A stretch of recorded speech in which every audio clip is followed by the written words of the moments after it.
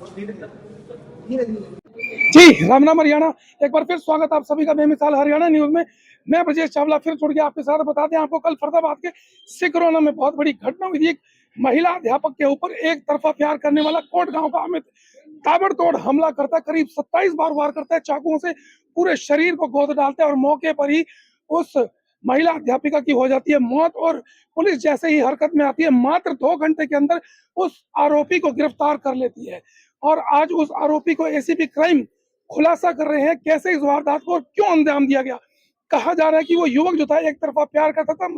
संध्या जो थी महिला अध्यापक, कहीं ना कहीं वो उस युवक के कभी संपर्क में थी, उसके नजदीक थी, कुछ बातचीत होती थी, लेकिन और वो जो संध्या थी उससे नफरत भी करती थी। लेकिन अमित नाम का युवक एक तरफा प्यार करने लगा था और जब संध्या ने इनकार किया तो उसने उस वारदात को अंजाम दे दिया। अभी इस मामले का खुलासा कर रहे हैं एसीपी क्राइम।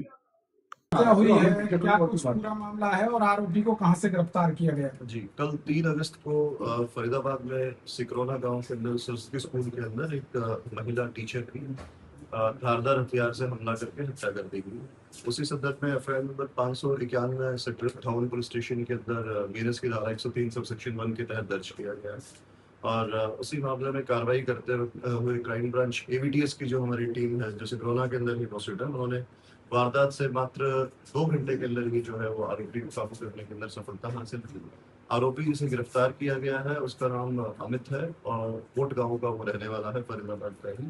और जो मृतका को पहले से ही जो है वो जानता था, उससे परिचित था, उसके द्वारा इस वारदात को अंजाम दिया गया। आरोपी को गिरफ्तार कर लिया गया।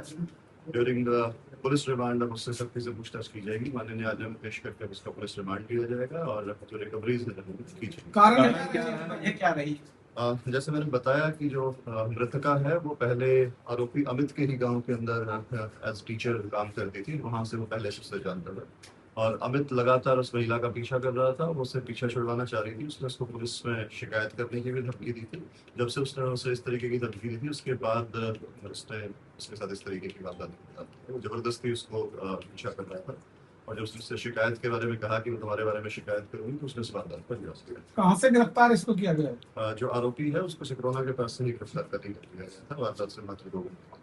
एसीपी साहब आरोपी काम क्या करता है? आरोपी जो है 21 वर्ष का है, इसका पुराना कोई क्रिमिनल रिकॉर्ड नहीं है, ये दूध बेचने का काम करता है और वहीं आसपास के इलाके के अंदर। एसीपी साहब, इसने लड़की ने पहले 2 बार शिकायत दे चुकी है पुलिस में और उसके जो है क्या नाम, उसके बावजूद भी उस पर कोई कार्रवाई नहीं होती, तो इतना बड़ा हादसा नहीं होता अगर कार्रवाई नहीं जाता। जो इन्होंने अगर पहले कोई भी शिकायत दी थी तो जैसा आपने बताया है उसमें उनके द्वारा कोई कार्रवाई नहीं करवाने के बारे में कहा गया था। और अगर कोई कार्रवाई इस तरीके की शिकायत दी जाती है तो डेफिनेटली उसको करवाएंगे। कितने समय स्कूल में भी इतनी देर तक ये खड़ा रहा है, स्कूल प्रशासन ने भी कोई शोर नहीं मचाया, इस तरीके का कोई सिक्योरिटी भी इतनी नहीं थी।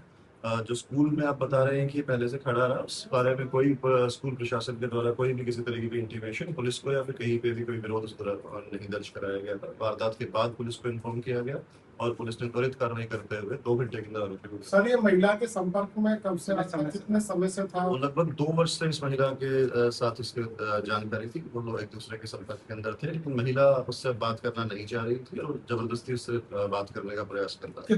पढ़ाई लिखाई कितनी है? और ये जो आरोपी है वो 10वीं पढ़ा हुआ था सिर्फ और दूध बेचने का काम करता है। 21 वर्ष का है। मृतका है वो 26 साल की है और स्कूल में पहले स्कूल गांव के स्कूल में पढ़ाती थी, अब सरस्वती स्कूल से सिकरौना के अंदर पढ़ाती थी। कितने चाकू मारे हैं और क्या चाकू बरामद कर लिया गया? जी, चाकू जो है वो बरामद कर लिया गया है। मल्टीपल वुंड्स हैं। पोस्टमार्टम रिपोर्ट के में जो भी जो पोस्टमार्टम रिपोर्ट के अंदर कभी आपस में बातचीत हुई थी इन लोग की? क्योंकि जिस तरीके से मर्डर किया ऐसा लग रहा है कि कोई रंजिश पाल के बैठा था, तो सिर्फ शिकायत या फिर बातचीत होती थी और बातचीत बंद की गई। मैंने आपको बताया कि वो 2 साल से एक दूसरे को जानते थे और आपस में बातचीत थी, लेकिन महिला उससे बातचीत नहीं करना चाहती थी, नहीं समझ आगे अपनी उसको बातचीत को बढ़ाना चाह रही थी, वो जबरदस्ती उसके साथ कर रहा था। इस बात से वो आहत था अपने, जिसने बताया कि मैं इस चीज को लेकर परेशान था और उसके कारण उसने